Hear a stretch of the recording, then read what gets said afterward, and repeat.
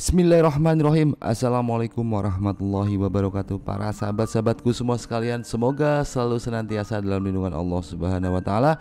Semoga diberikan usia yang panjang, semoga diberikan rezeki yang melimpah, semoga selalu diberikan keberkahan dan perlindungan oleh Allah Sang Raja Manusia. Amin ya Allah ya Rabbal alamin. Bismillahirrahmanirrahim.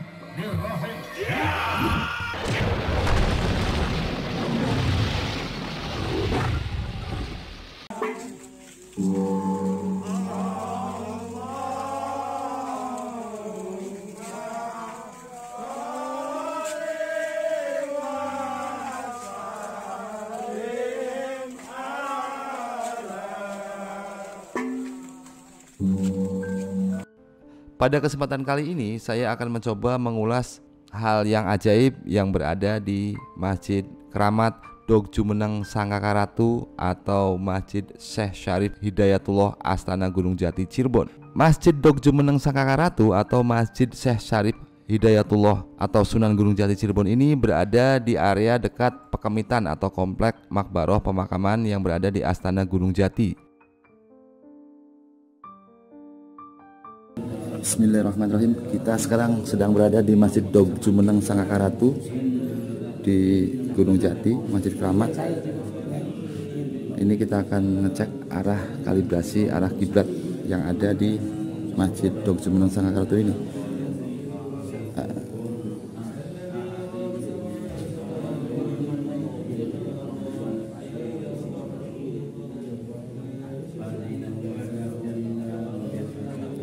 Kalibrasi arah kiblat di Kabupaten Cirebon itu adalah 294. Kita lihat di sini.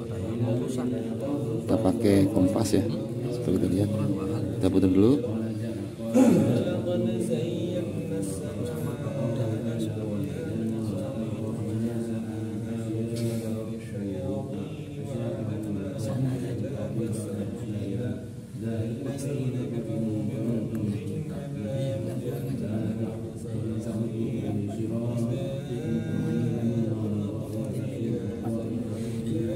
Nah segini nih, bisa miring sedikit gini.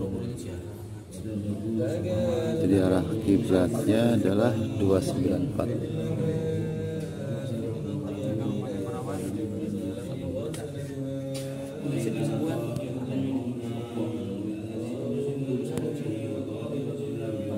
Sama seperti yang di penginaman ya, 294. Ini ada yang aneh nih. Kalau yang lain kenapa nggak miring? Kalau yang lain bentuknya miring banget begini ya. Miring banget begini 294 itu. Kalau ini kok lurus 294 ya. Kalau yang lain miring begini nih. Kalibrasi 294. Ini mungkin salah satu bukti dari Masjid Keramat Keberkahan Karomah Waliullah Kanjeng Sunan Gunung Jati di Masjid Dog Jumeneng Sangkakaratu. Jadi masjid ini bisa berubah-ubah mengikuti arah kiblat. Jadi yang lain harus belok, ini lurus terus ini. Luar biasa. Lurus terus loh, ini luar biasa. Ya kan ini kan kalau lurus dari harusnya mestinya belok begini. Mestinya belok ya ngalah. Mestinya belok karena udah jelas jalannya sebelah sana.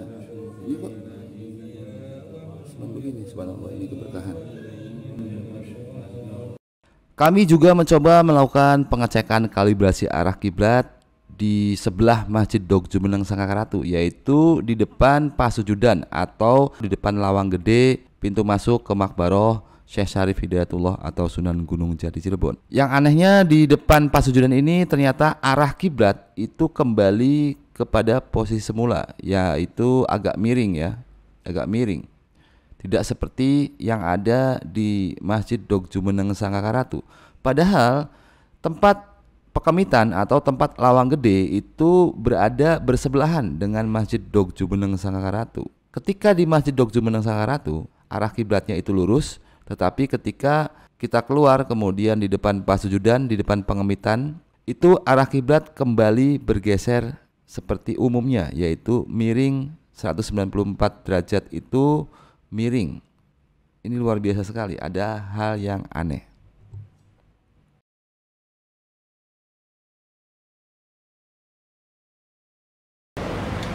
Bismillahirrahmanirrahim. Sekarang kita mengukur kalibrasi kiblat di tajuk saya, yaitu tajuk Hajah Mun Ahmad. Nah, ini untuk di Kabupaten Cirebon itu azimut kiblatnya itu 294 derajat. Nah, ini seperti ini. Ini pas nih. Cuman kan bentuknya miring sekali tuh. Tuh, ini miring sekali tuh bentuknya. Tuh, ini bentuknya kan miring sekali. Jadi kalau kita berdiri itu berarti miringnya miring begini nih, miring drastis seperti arah ini. Sedangkan kalau bangunannya adalah seperti ini. Sedangkan yang aneh adalah tadi di Masjid Dok Jumeneng Sangkakaratu itu kok bisa begini ya, padahal sih bisa begini 294. Masya Allah, luar biasa. Ini miring sekali, miring sekali. Masya Allah. Sejarah awal berdirinya Masjid Dok Jumeneng Sangkakaratu ini adalah pada zaman Syekh Kuro Karawang. Pada saat itu Waliullah Syekh Kuro Karawang berteman baik atau bersahabat dengan Waliullah yang berada di Gunung Jati. Syekh Kuro Karawang memiliki seorang santriwati yang bernama Subang Larang. Subang Larang adalah seorang santriwati yang sangat cantik jelita. Dan pada saat itu kemudian menikah dengan raja dari kerajaan Pajajaran yang bernama Sri Baduga Maharaja atau Prabu Siliwangi atau Pamanah Rasa. Dari hasil pernikahan Prabu Siliwangi, Sri Baduga Maharaja dengan Subang Larang menghasilkan 3 orang anak. Yang pertama itu adalah Walang Sungsang atau Pangeran Cakrabuana atau Mbah Kuwu Cirebon. Yang kedua itu adalah Rara Santang atau Syarifah Mudaim. Yang ketiga itu adalah Kian Santang atau Raja Sangara atau Sunan Rohmat Suci. Walang Sungsang dan Rara Santang kemudian berguru kepada Syekh Datu Kafi yang berada di Bukit Giri Amparan Jati atau berada di Gunung Jati. Kemudian Syekh Datu Kafi menyuruh muridnya itu yaitu Walang Sungsang dan Rara Santang untuk pergi berhaji ke Tanah Suci Mekah. Akhirnya mereka berangkat berhaji. Kemudian Rara Santang menikah dengan Sultan Hud dari Mesir dan memiliki 2 orang putra. Yang pertama bernama Syarif Hidayatullah, yang kedua bernama Syarif Nurullah. Nah, Syarif Hidayatullah inilah yang akan menjadi Sunan Gunung Jati Cirebon. Kembali kepada kisah Masjid Dok Jumeneng Sangkakaratu. Pada suatu malam, Syekh Kuro Karawang sedang berzikir, bermunajah kepada Allah Subhanahu wa taala. Kemudian datanglah ilham bahwa suatu saat nanti ada cucu dari Rara Santang yang kelak akan menjadi seorang waliullah yang besar yang akan mensyiarkan agama Islam di tanah Jawa, khususnya di daerah Jawa Barat, daerah Cirebon, Indramayu, Kuningan, Majalengka, dan sekitarnya. Maka untuk mempersiapkan kedatangan wali besar itu, Syekh Kuro Karawang kemudian membuat sebuah masjid yang pada saat itu beliau membuat sebuah masjid di daerah Pulau Batah. Berkat karomah yang Allah Subhanahu wa taala berikan kepada Syekh Kuro Karawang, sehingga masjid yang telah dibuat tersebut dalam waktu 1 malam itu berpindah ke Gunung Sembung.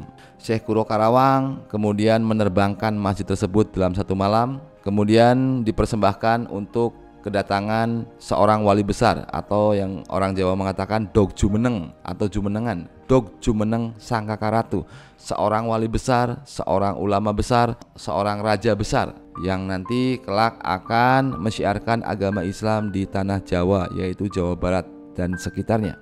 Akhirnya Syekh Kuro Karawang berkomunikasi dengan cara telepati dengan Syekh Datu Kafi di Gunung Sembung. Kemudian Syekh Datu Kafi menerima masjid yang terbang tersebut. Kemudian akhirnya diurus oleh Syekh Datu Kafi dan dibuat menjadi sebuah pesantren yang dinamakan Pesantren Gunung Sembung atau Pesantren Pasambangan. Awalnya bangunan Masjid Dok Jumeneng Sangkakaratu ini berukuran 20 kali 20 meter. Kemudian seiring dengan banyaknya pemukiman penduduk dan para pengunjung dan peziarah, masjid tersebut akhirnya diperluas hingga sampai sekarang. Undakan masjid yang paling atas itu adalah masjid yang konon dulu diterbangkan oleh Syekh Kuro Karawang dari Pulau Batah di daerah Karawang menuju ke Gunung Sembung di daerah Cirebon. Subhanallah, luar biasa sekali. Maka tidak heran rasanya ketika masjid ini memiliki banyak keajaiban. Salah satu di antaranya itu adalah masjid ini selalu bergerak mengikuti arah kiblat. Ketika arah kiblat bergeser, alhamdulillah ikut bergeser mengikuti arah kiblat. Subhanallah, ini adalah hal yang luar biasa. Ini adalah sebuah karomah yang Allah Subhanahu wa taala berikan kepada Syekh Kuro Karawang dan Syekh Syarif Hidayatullah. Akhirnya ketika cucu dari Subang Larang atau anak dari Rara Santang yang bernama Syarif Hidayatullah datang ke Tanah Caruban, datang ke Cirebon menjadi sultan di Cirebon. Kemudian Syekh Datuk Kafi mempersembahkan, memberikan masjid kepada Syekh Syarif Hidayatullah, sehingga masjid yang awalnya bernama Masjid Dog Jumeneng Sangkakaratu kemudian berubah nama menjadi Masjid Syekh Syarif Hidayatullah. Karena amanat dari Syekh Kuro Karawang, masjid tersebut dipersembahkan untuk seorang wali besar, seorang ulama besar, seorang raja besar, seorang pensyiar agama Islam yang sangat luar biasa di tanah Cirebon yang bernama Syekh Syarif Hidayatullah atau Kanjeng Sunan Gunung Jati Cirebon. Banyak keajaiban yang terjadi di Masjid Dog Jumeneng Sangkakaratu atau Masjid Syekh Syarif Hidayatullah ini. Banyak para peziarah, banyak para jamaah, banyak orang beriktikaf, banyak orang bertirakat, banyak orang berzikir di masjid tersebut, dan alhamdulillah doa-doa mereka mustajab dikabulkan oleh Allah Subhanahu wa taala. Mungkin demikian saja ulasan video pada kesempatan kali ini. Akhirul kata wabillahi taufik wal hidayah. Wassalamualaikum warahmatullahi wabarakatuh.